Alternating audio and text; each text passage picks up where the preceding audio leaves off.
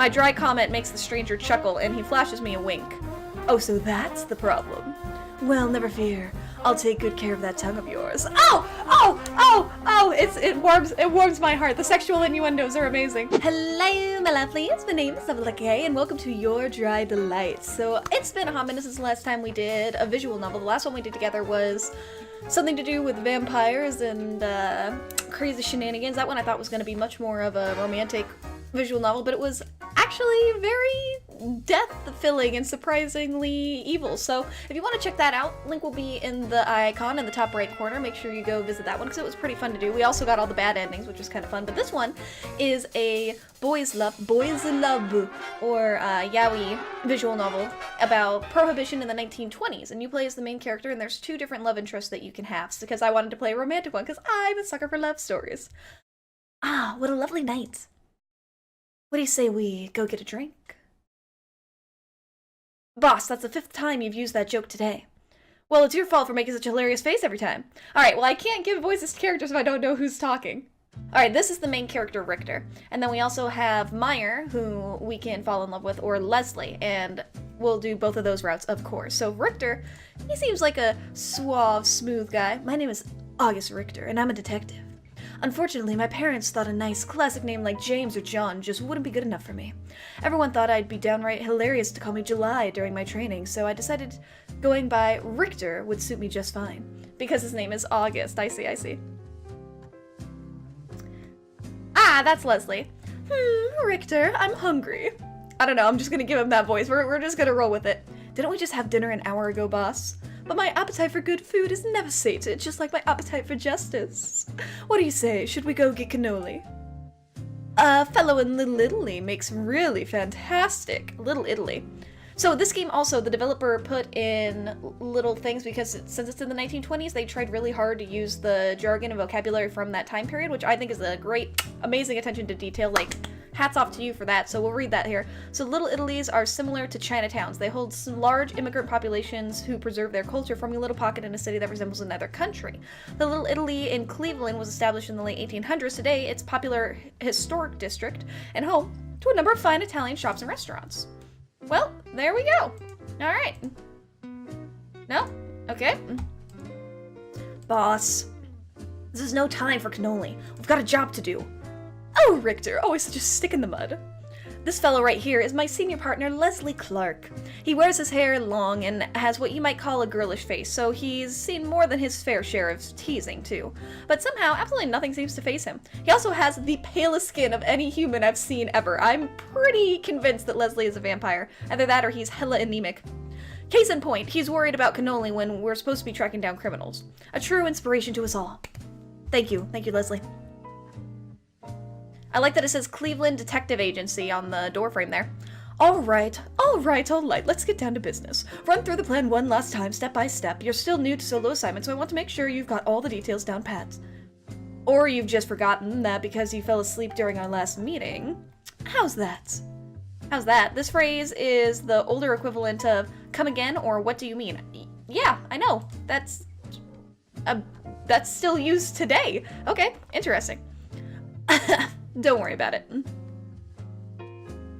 I clear my throat, straighten my posture, and mentally pull up tonight's agenda.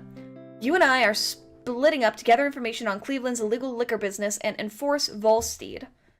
Okay, Cleveland, Ohio. By 1920, Cleveland, Ohio was the 5th largest city in America. During Prohibition, speakeasies sprang up nearly everywhere in Cleveland, and the Volstead Act was very poorly enforced.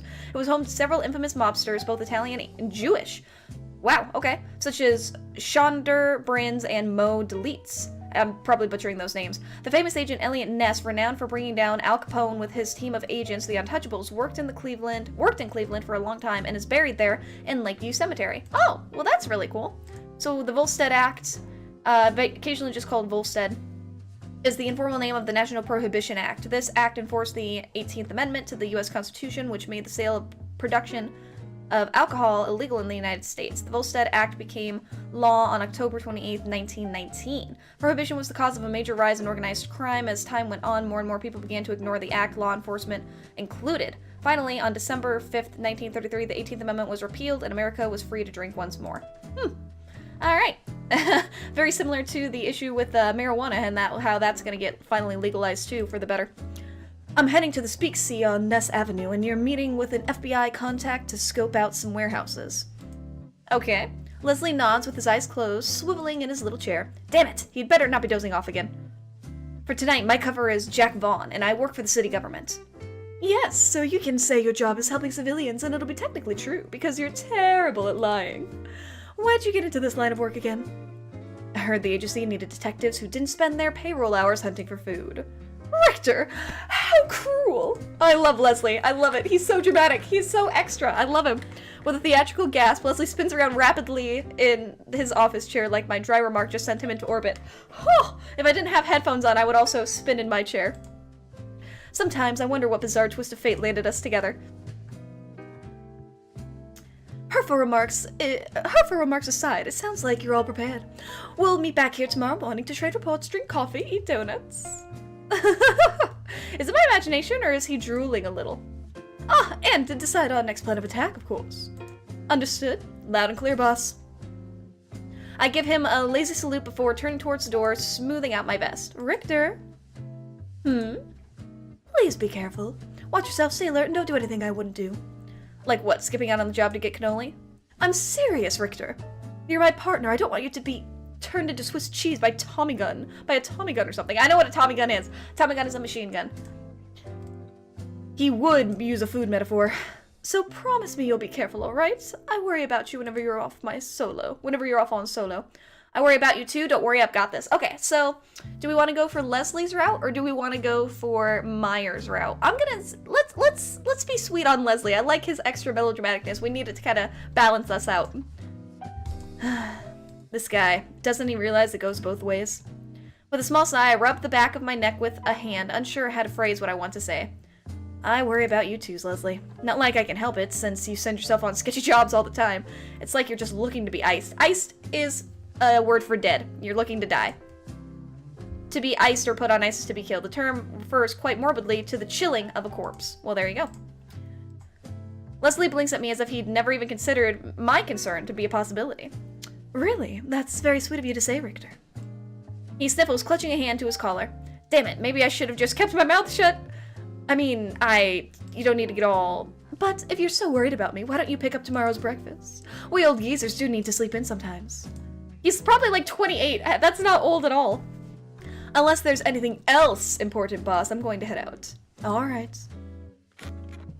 Leslie pushes himself up from his chair, stepping over to get the front door for me. I expect great things from your report tomorrow. With any luck, we'll be on our way to making Cleveland a boring old town drier than the Sahara Desert. Doesn't sound quite so encouraging when I put it that way, does it? Can't argue with that. God bless America, land of the liquor-free. See you in the morning, boss. Give him hell, detective. He reaches out to ruffle my hair fondly, as he often does. I stopped brushing it down a while ago. Leslie always likes to mess with it first thing anyway. We trade wry smiles, and with that, I head out into the cool night air. Next stop, Richter's first speakeasy. Argent Games presents... we get a little intro sequence! August Richter, soft-boiled detective. Oh, this is amazing. Leslie Clark, scatterbrained boss. Ooh, Meyer Eastman, definitely not a gangster, aka absolutely a gangster. Writer and programmer, Dova, management, Ganma. Art by those wonderful, wonderful people. Oh, this is so pretty. Your Dry Delight. Ah, I love it. That was beautiful. I loved that.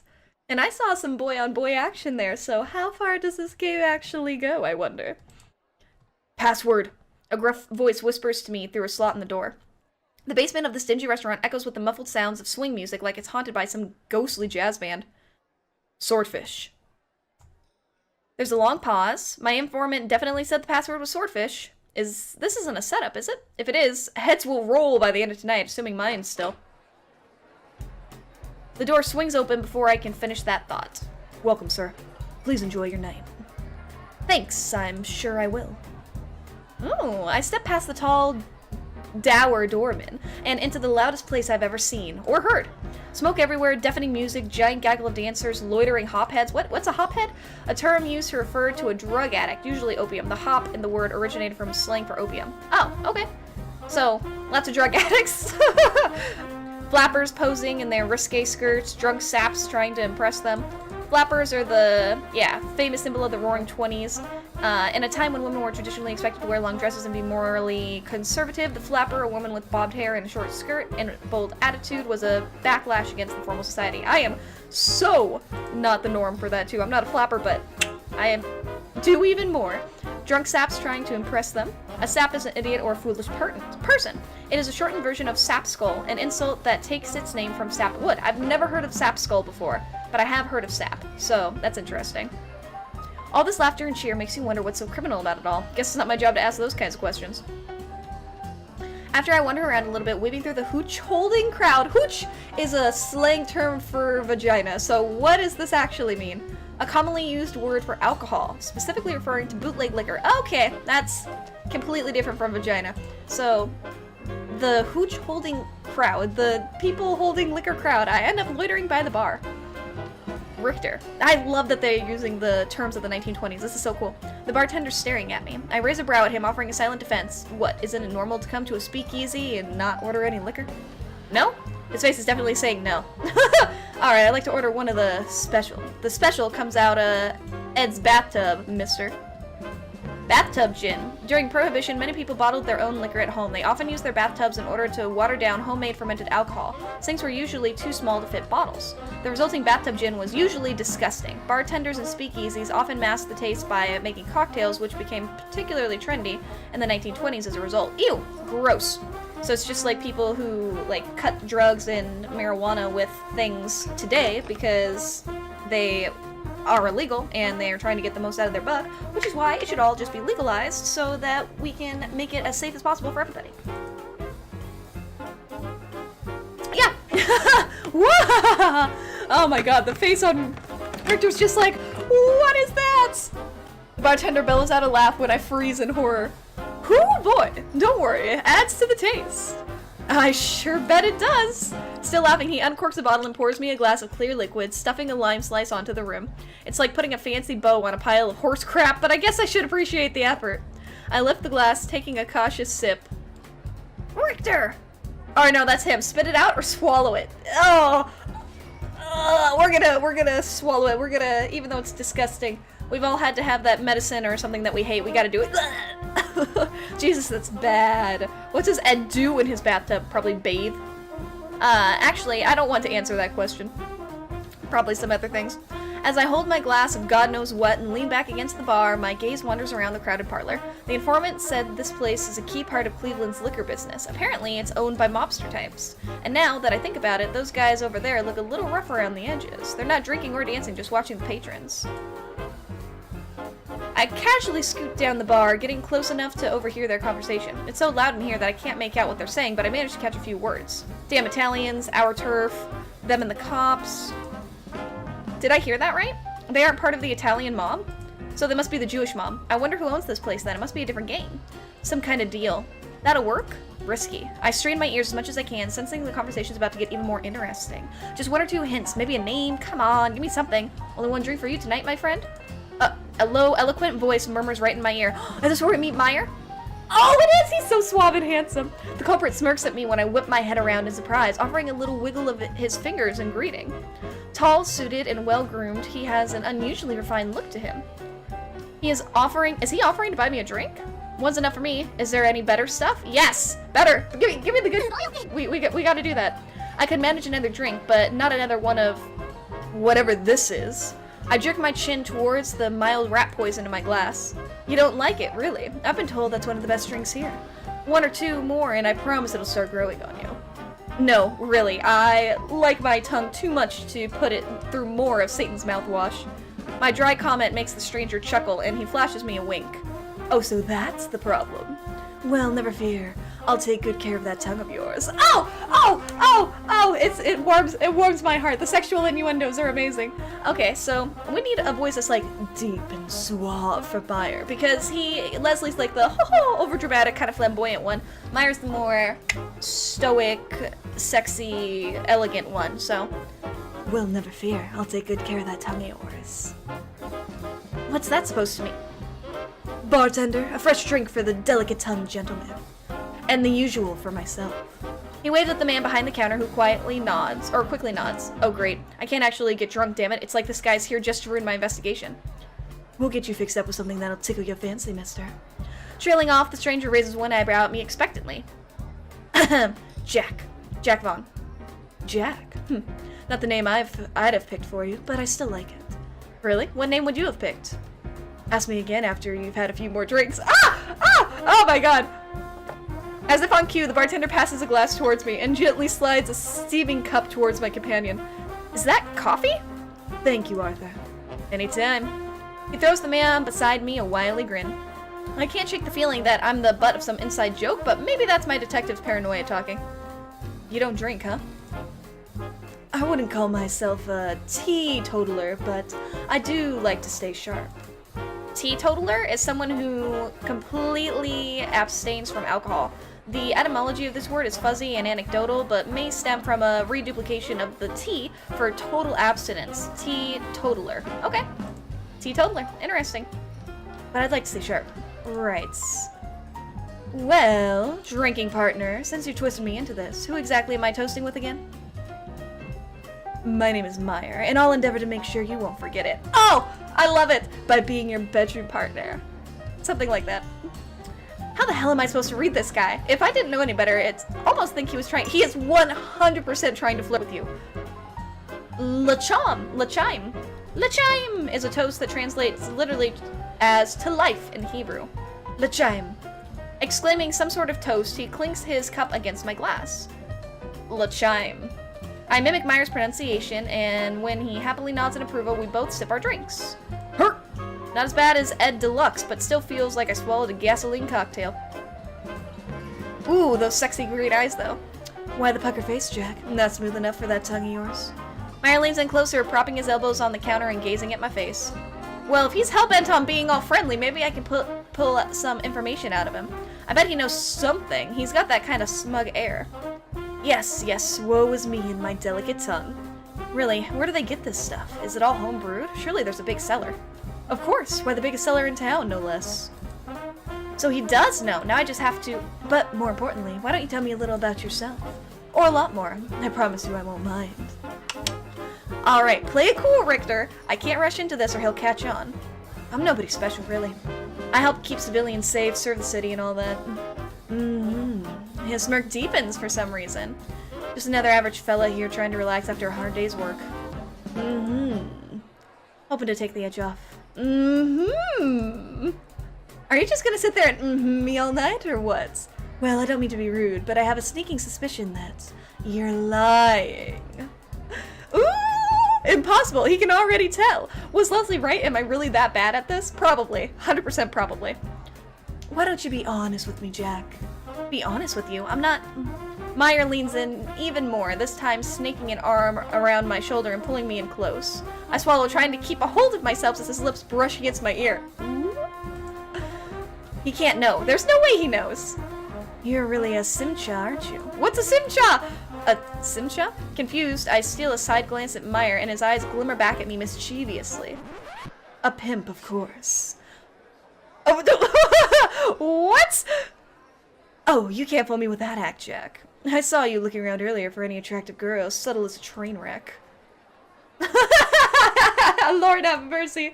If I pretend to be a pimp, I think I'll just run out the door instead. If I have to pretend to be a pimp. Oh my god.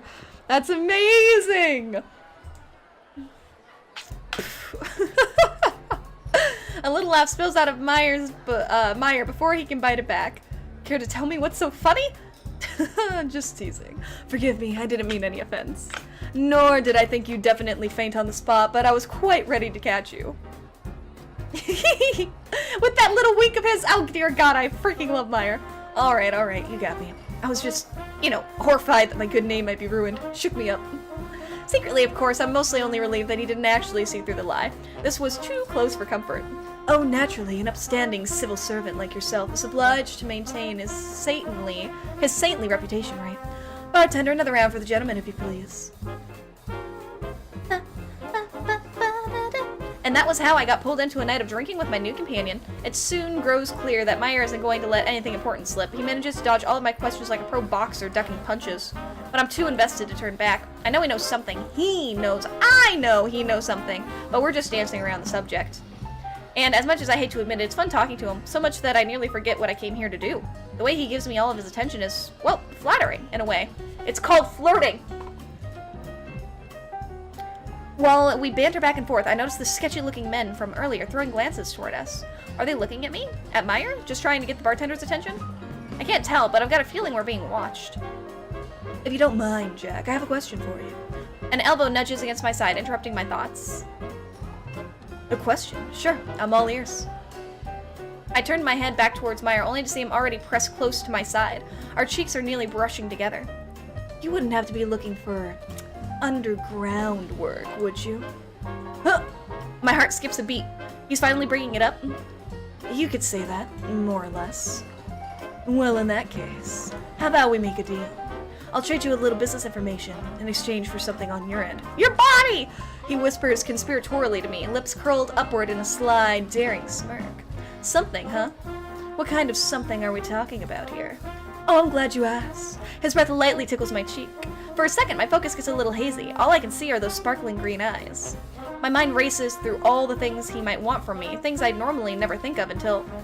Bring me a Cassata cake. What the heck is a Cassata cake? A Cassata is... Cassata? Cassata? Probably butchering that. A traditional cake from Sicily, Italy. It consists of sponge cake, ricotta cheese, and candied fruits with various types of icing. However, a different type of cassata gained popularity in Cleveland, Ohio in the early 1920s. The La Puma Spumoni and Bakery began making a version filled with strawberries and custard and covered with whipped cream, at the behest of the owner's children who didn't like the original cassata. This variation became known as the Cleveland Cassata cake, which is still made in Cleveland today. Oh. Alright. A Cassata cake. The type from Frank's Bakery on the east side. Almost certainly not kosher, but I won't tell if you don't. I've heard they changed the recipe to something simply amazing, but let's just say I'm not very welcome in that neighborhood. Not exactly the offer I was expecting. A cake. Right. I'll think about it. No promises. Playing coy, are we? Very well, I see how it is. He exhales a small laugh that brushes my skin again, sending a little tingle down the nape of my neck. Please think it over carefully, and if you decide to accept my offer, come back here tomorrow night. How does that sound, Jack? I hesitantly nod. Can this wise guy really be a part of some criminal outfit, trading information for cakes? Perfect. It would be plenty worth your while, so keep that in mind. When he finally pushes back, I subconsciously exhale the breath I didn't even know I'd been holding. No matter how I look at it, he's acting sweet on me, aka he's flirting with me. Of course, it's not like anyone would notice, crowded as this place is. Do you happen to have a favorite kind of drink? He casually throws another question out, catching me off guard. I want to have it ready for you tomorrow nights. That's awful nice of you. Well, my favorite drink, I guess that'd be... whiskey. I don't know, something sweet? Something sweet or whiskey? Ooh, no, sweet. We gotta go, we're going sweet. Something sweet to mask how bad it tastes. Meyer stares at me in stunned silence. What's with that look? A small choked sound leaks from his throat, the kind you make when you're stifling a laugh. He's raising me again, isn't he? Or razzing me. To razz someone is to heckle or tease them. It comes from a shortened form of raspberry in the sense of a contemptuous sound. Okay, so teasing him. He's teasing me again, isn't he? Yes, of course. Something sweet. I understand. I'll make sure to take excellent care of both of you and your fine palates. You're acting like I've already made up my... You're leaving? Meyer sips the last of his coffee and pushes it away, smoothing his hair back with one hand. I'm afraid so, Jack. I've got some business to attend to, but I do hope I'll see you tomorrow. Oh, and tonight's drinks are my treat, as a small token of thanks for your delightful company. With a last knowing wink, Meyer steps away from the counter and slips into the crowd, mingling with the drunken sea. Huh. He left so suddenly. I wonder what business he's attending to. Well, never mind. I guess that concludes tonight's investigation. What a ride. Wow. Well, I think that's pretty successful. I leave the speakeasy unsure whether Meyer pulled one over me or if I actually pulled one over him. He definitely pulled one over you. You are a terrible liar, Richter. He's sure something, that Meyer. No one's ever swept me into their pace so fast before. I can almost still feel the warmth of his breath on my skin. Shh, just the drink talking. Just the drink. And with that poor attempt to reassure myself, I stuff my hands in my pockets and begin the sobering walk home. Nope, it's not the drink. You actually like him too. It's okay to be gay. Now we're back at the office, super late at night. The gentle chirping of birds outside the window. The laughter of children on their way to school. The blinding sun. Why is our office so goddamn bright? Oh, my head. The things I do for this job, I swear. As I sit in my chair, sipping my morning coffee and trying to ignore this horrible hangover, my eyes drift to the clock. Leslie's even later than normal. I hope nothing's wrong. If he doesn't come in soon, maybe I should just leave a note and go nap in my car. Good morning! As if I'd summoned him from the bowels of sunny hell, Leslie suddenly bursts into the office, sunshine and all. In one hand, he's holding a stack of paperwork, in the other... Donuts? Is that cake? Fresh from Frank's Bakery. I tell you, those fellas really nailed the whatever that is. Whatever that is. Leslie reaches into the paper bag to grab a piece and happily stuffs his face, chewing away with relish.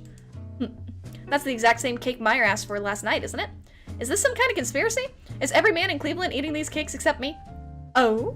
Pausing, Leslie leans in to peer at my face, frowning gently. You look a little under the weather, Richter. Your hair's all messy too, and I haven't even gotten my hands on it yet. Wait, don't tell me. No, you're not hung over, are you? Richter, you naughty boy. Listen, boss, could we just get to our reports? Changing the subject, I see. Absolutely shameless. Oh, Leslie, who seems to think my hangover is the funniest thing in the world, chuckles all the way over to his office chair. Yeah, laugh it out of your system while I sit here, hoping for a spontaneous eclipse. I'll let you start off then, my little partying partner. What did you find out last night? In between shots, that is.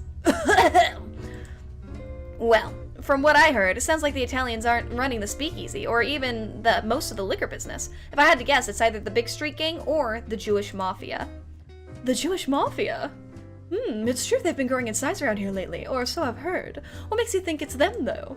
I heard a couple fellas talking about the Italian mafia as competition, so it can't be them. After that, the man I drank with, he was Jewish, and I have a pretty strong feeling he's some kind of mobster. Oh, tell me more. Perking up curiously, Leslie props his chin on his hand and leans forward to gaze at me from across his desk. He's got a bit of whipped cream on the corner of his mouth, but I pretend not to notice. Guy said his name was Meyer, for starters. He was well-dressed, a little too confident, and... Should I tell Leslie about the flirting? I mean, he doesn't really need to know, and I'd sort of like to enjoy the memory without being scolded, but... And he flirted with me, and he seemed important. No. Okay, hold on. I like Leslie. We're gonna go with the Meyer route first, because I freaking love Meyer, so we're gonna do that, because he's won my heart over. We'll go with the flamboyant Leslie next. So he seemed important. I think he's important. Maybe a spy, maybe an assassin, not sure. Important? Why do you think he was talking to you? Beats me, maybe he just wanted a drinking partner. Leslie drums his fingers on the desk, frowning thoughtfully. He didn't see you through your cover. Sure didn't act like it. If he did, I'm still alive, right? Fair point. Maybe your lying skills really have improved. His chair squeaks as he leans back, propping his feet up against the desk, and I just cleaned the mud off of it yesterday, too. So he's important, maybe part of the mafia, and he didn't bump you off. AKA kill you. Yeah, kill you. It's slang. It's thought to have its roots in early underworld/criminal slang, likely coined in the early 20th century. What do you plan to do about him? I was getting to that. Oh, I'm listening. He gestures for me to continue. Meyer offered me a deal for information. A deal? You're serious? I nod, barely resisting the urge to rub my forehead. Details on the mob in exchange for... This is so ridiculous I can barely say it out loud. In exchange for a cake. Oh, come off it, Richter. Tell me what he actually wanted.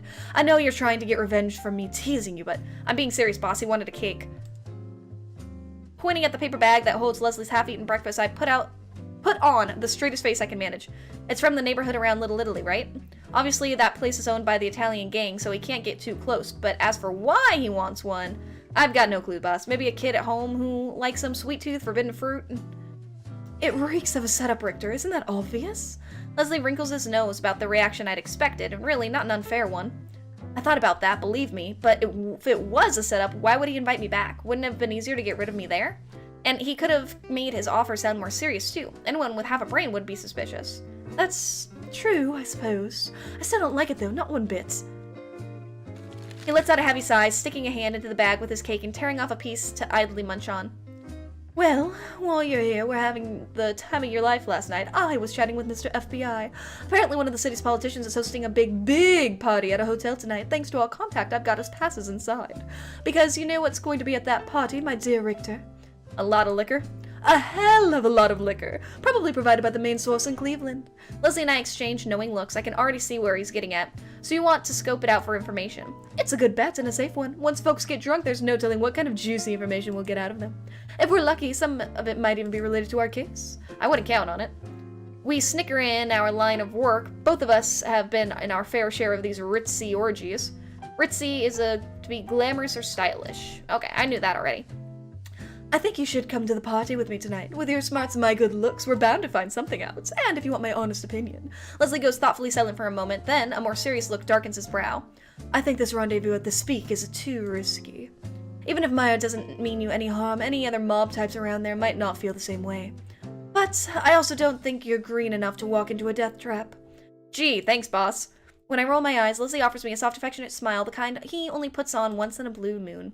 I'm heading to the party either way, but I trust your judgment, Richter. You can decide for yourself where to go tonight. What'll it be? As much as I hate to disappoint Leslie, my instincts are telling me the speakeasy's worth a gamble. It's a risk, no doubt about it, but one I feel I have to take. Shifting out of my chair, I approach Leslie's desk and lean over it, giving him a firm look to show my conviction.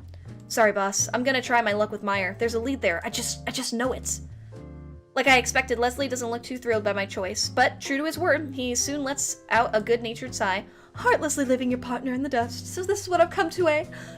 Fine, I'll just enjoy the free party food myself. Not even going to bring me back a sandwich?